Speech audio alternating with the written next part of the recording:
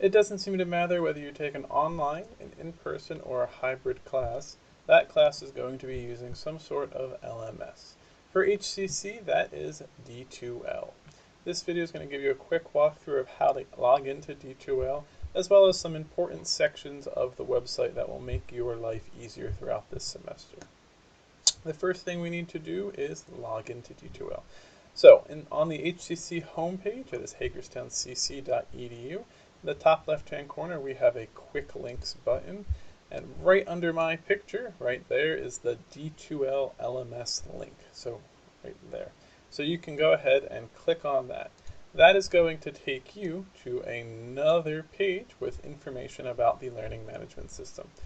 However, if this isn't your first time, if you're not a first-time student, the most important part here is the access your D2l account link. So we can go ahead and click on that. Now, personally, I suggest you bookmark this. Depending on which web browser you use, there's going to be a different way to do that. So I'm not going to walk through that. Now, you can go ahead and type your username and password in. This is the same username and password you use for your HCC email, as well as everything else on campus. So go ahead and type that in, and we're going to go ahead and click the login button. This is going to take you to the home page for the LMS. Now, one of the first things I want to walk through is notifications. And okay, we can see. So, in the top hand corner, you can see my name, Gregory Betts. If we click on that, there is a notifications link. If we go ahead and click on that one, I highly suggest you download the app, which might be a good idea depending on what type of student you are. But we have our contact methods listed at the top, so you can see my HCC email address. Yours probably says at student.hagerstowncc.edu. You can change this if you want to get your notifications sent to your personal email instead of to your HCC email. You still need to be checking your HCC email every day throughout the semester, since that is the email that faculty will be sending emails to. But if you want to make it so your D2l emails go to your personal email, you can do that there. You can also enter your phone number here if you want the SMS options to work. Now, if we come down here to our instant notifications, this is the section that is really important to me. And these are things that you should get emails about when the faculty teaching your class changes something.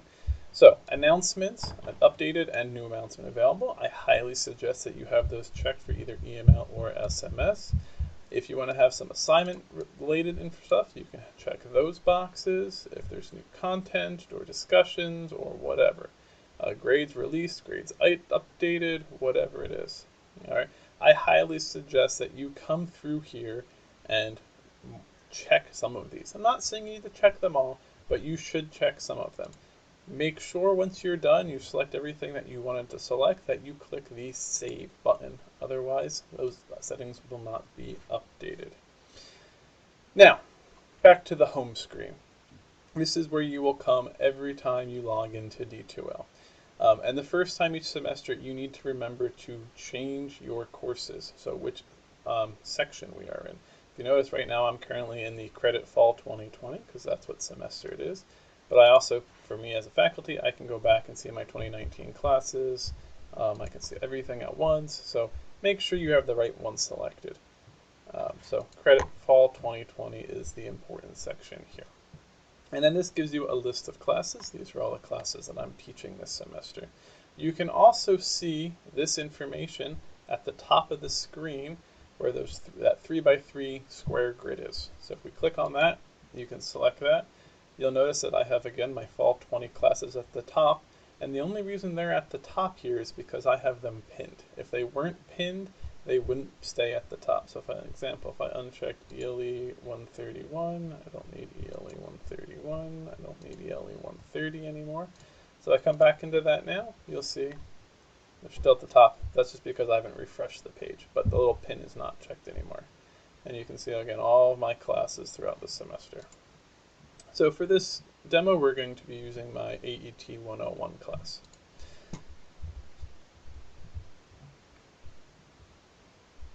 Alright, now, once you are in the class, again, you're kind of taken to the course home now. Instead of the LMS home or D2l home, we're in the course home. In Moodle, it used to take you right to the content section, which I actually preferred. But we're in D2L now, there's no going back. So on the course home, we do have an announcements section, which is very nice and handy. So hopefully your teacher will be posting announcements throughout the semester, guiding you along the class. We also have a calendar with due dates and things like that, so you can see all of my due dates for different assignments for this semester for this class. At the top of the screen in the green bar, we have some quick links for you. So you have the content, which as I said is where Moodle would drop you into, which is where all of the information is. You have your grade book if you want to see what your grades in the class are. You have course tools, which are links to some possibly important things. So we have quizzes in here, we have groups, discussions, chats, assignments. Those are probably the most important ones as a student. You also have video tools, which has your virtual classroom, video assignments, video notes, and Zoom. And again, that Zoom probably is going to be an important one for you this semester, especially if you were doing an online class. You may end up using that a few times. For now, let's go ahead to the content section. Now, how I like to lay out my course is on the left-hand side here, we have our table of contents. And this is showing you all of the different modules throughout the semester. I like to have an introduction module at the top that has important links in it. So as you can see, we are in the introduction section right now, and I have a link to documents, which has the syllabus and other PDFs that might be relevant throughout the semester. I then have my different units, and if we go into, say, Unit 1, you'll notice that Unit 1 is made up of multiple other subunits. In this case, there are 5 different subunits. Each of my subunits has a little description at the top. It has some videos and a website for you to go get more information to help explain to you what is going on in this section. And then for this case, there is some sort of assignment. For me, that is a quiz, and this one, as you can see, is due September 6th at 11:59 p.m. And that is how I like to organize my classes, by units or weeks with multiple submodules, trying to keep you moving through. If your teacher has you doing discussions, there could be a link to that discussion right in one of the modules. If not, we can come to course tools, and then we can go down to discussions.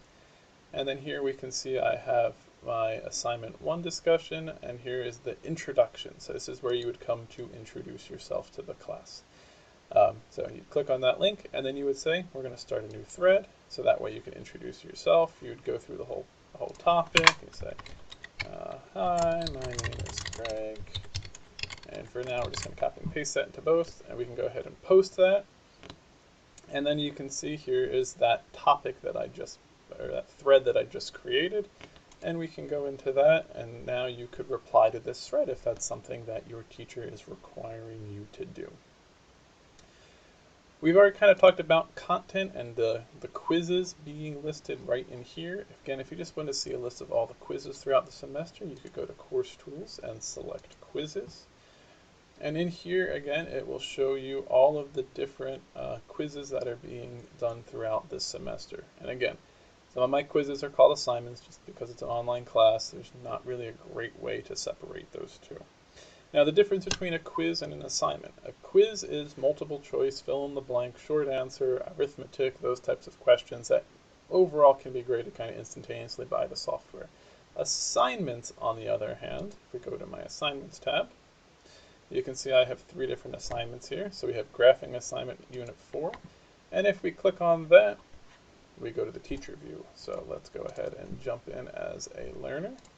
We go to the assignments tab, and here we can see we have 3 different assignments. We have graphing assignment unit 4, which has an attachment, graphing assignment unit 5, which has an attachment, and then we have the graphing portion. None of these are submitted. You can see the scores, you can see the due dates. If we go ahead and click on one of these, it gives you the instructions at the top of the screen, which just says complete the attached Word document, upload the file.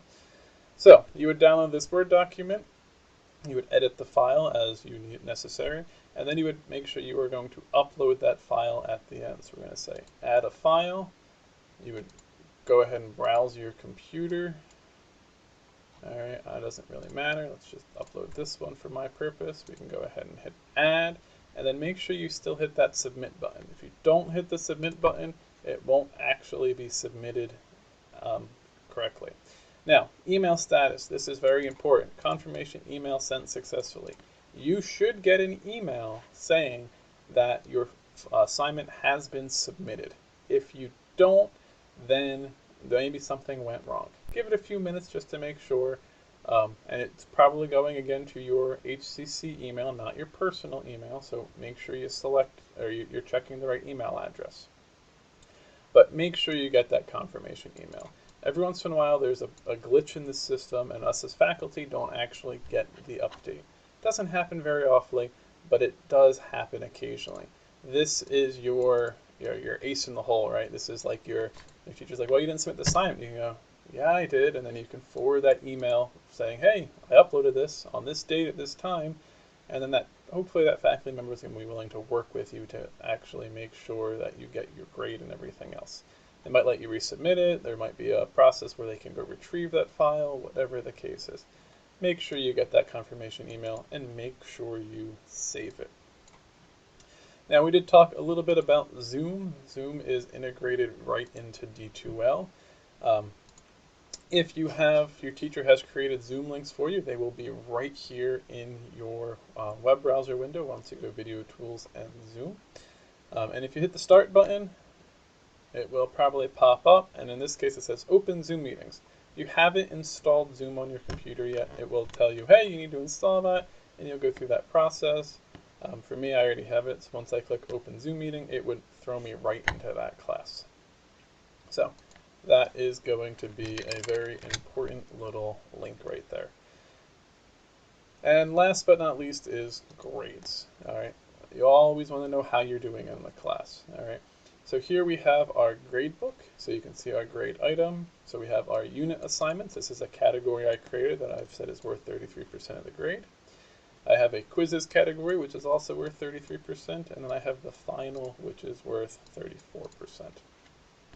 And you can see all of the different assignments with their different point values and everything else going in there. So it's a very nice way to check your grade. Now, depending on how the faculty has the gradebook set up, sometimes things will auto-grade, sometimes I'll have to go through and manually grade them. Sometimes the gradebook will auto-update, sometimes it won't. And you also could have, there's an option for either all of the assignments defaulting to a 0 grade, or all of the assignments defaulting to not included unless they've been completed. So that can really skew your grade if you haven't been completing assignments on time and your teacher hasn't putting zeros in for them. So just something to be aware of, and also in theory will help you figure out how to calculate your grade if you wanted to. That is my brief introduction to HCC's D2l. If you have any questions, feel free to let me know and just respond to my email or respond to your teacher's email if they sent this out to you as well. Have a nice one.